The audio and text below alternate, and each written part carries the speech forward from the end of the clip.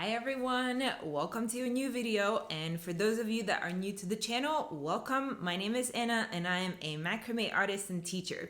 Now today's video I think will be quite short, but I hope it will be really helpful because I will be giving you some tips on how to use scrap cords. Now if you are like me, you have quite a few of those because we like to be on the safe side, and so when creating a new project, I rather cut my cords a bit too long and then have more scraps at the end than cut them shorter and risk running out of rope. But of course, I don't want to just throw them into the trash. I would rather reuse them for something else. And so here are 6 ideas and ways that I have used scrap cords before and that I hope will work for you as well. And let me know down in the comments if you have used scrap cords in any of these ways, or maybe if there is something else that you've used them for as well. So, idea number 1 is earrings. Now, in this video, I've made probably the easiest macrame project I've ever done, which was those very simple earrings that you can literally use like this much of cord, so really short, and it's super simple. Will take you like 10 minutes to do. You just attach it with the lark's head knot, brush it out, that's it. Of course, you can do other types as well. Here's just some pictures that I put up from Pinterest, but you will probably need a little bit longer cords for those, but still, they can be quite short, so it's really helpful if you have very short scraps, but that you still want to reuse. All right, idea number 2 is keychains. Again, up there is a video for some that I made. Now, if you really want it to go, again, super easy with really short cords, you could basically do the same thing like with the earrings. So maybe put a few cords in a bundle together, wrap that all with just the lark's head knot around your like keyring, and then brush it out. And that's it. No other knots required. I think that would work for a really nice keychain as well. Would be super simple. And again, you would only need very short cords for that one. Idea number 3 is dog toys. Again, up there, a project that I've done, and especially I think it is the first one on there, is where again you can use those very short cords that you have left over from other projects because you just bundle them together, wrap around another piece of cord, and that's it. So no knots, nothing like that, and it makes, I think, for a cute toy. Idea number 4 is a Mandela, not sure how exactly you pronounce that. Again, one video that I made up there.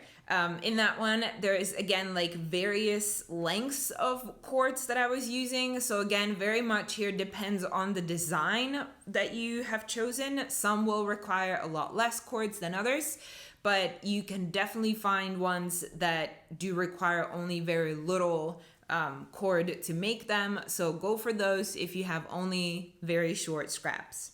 And my last 2 ideas are about adding the scraps into another project. So number 5, when you need fringe for a wall hanging or maybe even a chandelier or whatever else you're making, you just want to add some fringe with the lark's head knot to an already existing design or pattern. I use scrap cords for that all the time. But here again, very much depends on the size of your project that you're making. If it's a really small wall hanging, then maybe a 30 centimeter long scrap is gonna work just fine for you.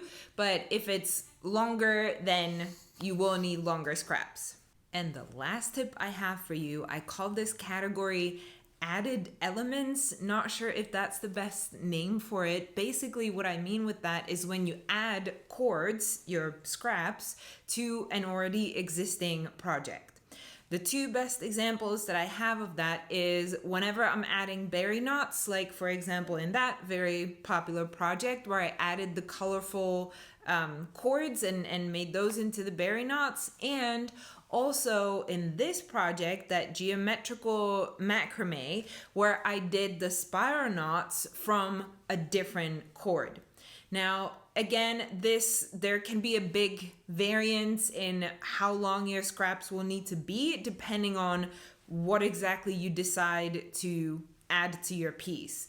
And it doesn't have to be like both of those two examples that I showed. I was adding different cord, like either a different size, different color than what was like the base of the project, let's say, but that doesn't have to be the case. Like those berry knots, but also the spiral knots, they could be from the same cord. It doesn't have to be something else. So that was my last tip for an idea of what to do with macrame scraps. But we're not done yet. I do have a bonus tip or bonus suggestion. If you do make a lot of macrame projects, you probably do have a lot of scraps. And I have some tips for you on how to organize them. So I have all of my cords stored in these metal baskets from IKEA, and I sorted them out based on, first of all, the type of cord. So I have single twist separate, then 3-ply and braided cords, and then I try to do either like color. So for example, I have a lot of the white, so the white is taking up almost an entire basket.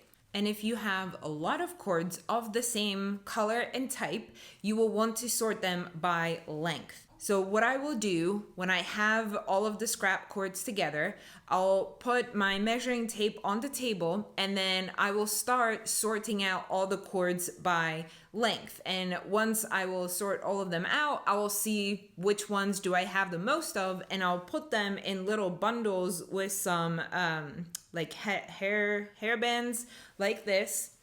And you will see that the tops are all the same, or more or less. I try to make them the same, so then I can see at the bottom which ones are the longest out of that bundle, because they're never all like exactly the same. They're always like all over the place.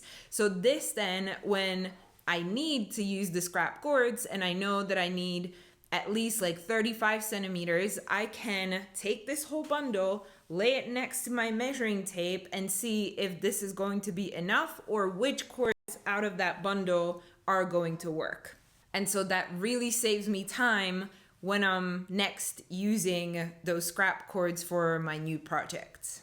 And that is it. Those were all of my tips and suggestions for what to do with scrap cords. I hope you found them useful and helpful. If you did, give this video a like. I'll really appreciate that. And I'll see you in the next one. Bye.